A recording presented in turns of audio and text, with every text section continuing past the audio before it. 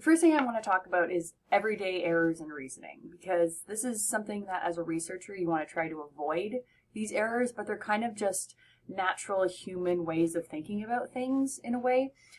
So one that happens a lot is overgeneralization. And so this is basically the idea that, you think that, well, what's true for one case is then true in all of those cases. So, you see something happen and then it becomes generalized to any such similar case. So, for example, you see something where, somebody gets into a car crash and it happens to be a female, and then you say, well, females are all bad drivers. And so you have this overgeneralization, which is not true. So that would be in one type of error in reasoning. Another is selective observation. And so this is where you're trying to, where you look at something and you kind of shift it to sort of see what you want to see. So, you look at something and from the lens of something you already believe, regardless of what's actually happening. So, you choose to observe specific cases that are in accordance with your a priori beliefs, so things you already were thinking about. So for example, you say, well, it rained today because I prayed for rain. Even though you prayed for rain the last 10 days and it only happened today, you still are going to say, well, look, it worked because I prayed for rain, and so it worked today. Or, you have a conservative politician who uses the one offender who recidivated to justify harsher sentences. So, this person, reoffended, and so we need harsher sentences to stop that from happening. Even though you look at this whole other group of offenders who didn't reoffend, well, we're not gonna look at those. We only want to look at the ones that support what we want to do. So it's basically cherry picking. And then you have inaccurate observations, which is just totally seeing things not the way they are. So you see something either that didn't happen or you see it differently from what actually happened. A very good example of this is eyewitness testimony. So when we look at eyewitness testimony, it is fraught with problems. So people will see, different heights of people, different things that they're wearing, even different race and gender from what the perpetrator actually was. Eyewitness testimony is really, really not very, very accurate for the most part.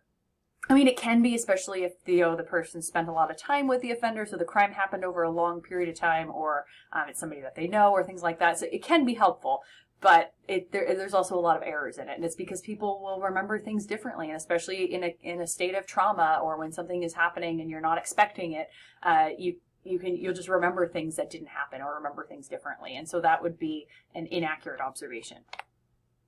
And then there is illogical reasoning. And so this is where you are basically drawing conclusions from invalid assumptions, which is jumping to conclusions, which is why I have the jump to conclusions map. So from Office Space, if you guys have not seen that, you should watch that. But anyways, so this is where you're jumping to conclusions. So, for example, there is, an act of vandalism that happens in a neighborhood, and everybody jumps to the conclusion that, and makes the assumption that it is the sex offender on the block that is registered, and so everybody knows that he's there. And well, he has to be the one that did it because, he's the only criminal on our block, even though if you stop and think about it, it's really unlikely that a sex offender, especially one who's registered and known to police, is going to go and do something like an act of vandalism. It doesn't make sense, but people are jumping to conclusions because they go based on what they know, even though, and then make an assumption from that is not actually true. And then there is the error of resistance to change. And so this can be, this is basically any time new information comes in, but people don't allow it to change their attitudes. They kind of ignore it, and it kind of overlaps with selective and inaccurate observations where they're just sort of seeing what they want to see. But this can kind of happen for a couple of reasons. It can be because of ego-based commitments. So, the change, we have to change what's coming in, change the information that's coming in to fit our view. And so, we can't admit when we're wrong. That's a really common human thing. But it could also be devotion to tradition. So this is, well, why fix what isn't broken? We've always done it this way. So that's another resistance to change. Or it could just be an uncritical agreement with an authority figure of some kind. So you don't have the balls to criticize those that are in power or to call their methods into question. So a good example of this would be online learning. So there's a lot of people that, they basically will either, changing things so you can't admit that you're wrong. Well, online learning is really great for certain students. Certain types of students do better in an online environment. Other students do better in a face-to-face environment. But for people who have always done things face-to-face, they don't want to admit that they're wrong when they say everybody does better face-to-face. They don't want to admit that online actually is better for certain types of students. Or the devotion to tradition, well, we've always done it face-to-face, so why would we change it to online? This is the way I've always done it, even though there is information that shows us that some people do better in an online environment.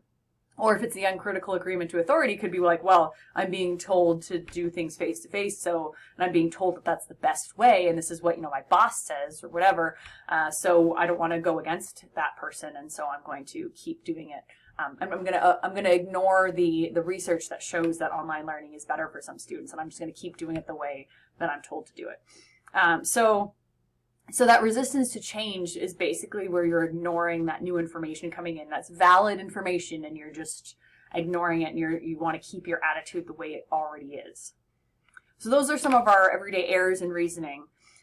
And so when we're looking at social science research, so first of all, when we're talking about science, science is it covers a whole vast array of things, but it's any logical, systematic, documented methods for investigating something about nature or natural processes of some kind, which humans are part of that. So science incorporates like all the things like the hard sciences, social sciences, humanities, all that stuff falls under that. But when we're specifically looking at social science, this is where we're using the scientific method specifically, though, to investigate people. So whether that's people at the individual level, larger societies, or social processes that happen, so interactions between people and between institutions and things like that.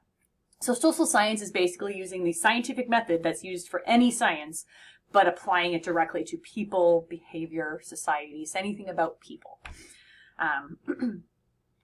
And so criminological and criminal justice research is an area of social science research. And so everything that you do with a criminological focus, you're looking at people, you're just looking at a specific subset of people, which would be criminals or victims or whatever group that you're looking at, those at risk. So when we're looking then at social scientific research methods, it's about addressing those errors in everyday reasoning and trying to make it so we're not making those errors. So we want to reduce overgeneralization by doing things like requiring replication, explanation, or large representative sample sizes, or some combination of those things. We want to reduce just the idea of looking at one thing and applying it to a whole bunch of other things without enough information to be able to do that. We want to reduce that selective or inaccurate observation, and we want to do that by, systematically sampling, systematically measuring and recording, and then disseminating that information in a way that everybody can have access to it. And then we want to avoid that illogical reasoning by using explicit, transparent measures, and then using methodologies to test those underlying assumptions so that we're not making these illogical reasoning assumptions. We're not jumping to conclusions. And then we want to lessen that resistance to change, and we actually want to encourage that change. Change is good.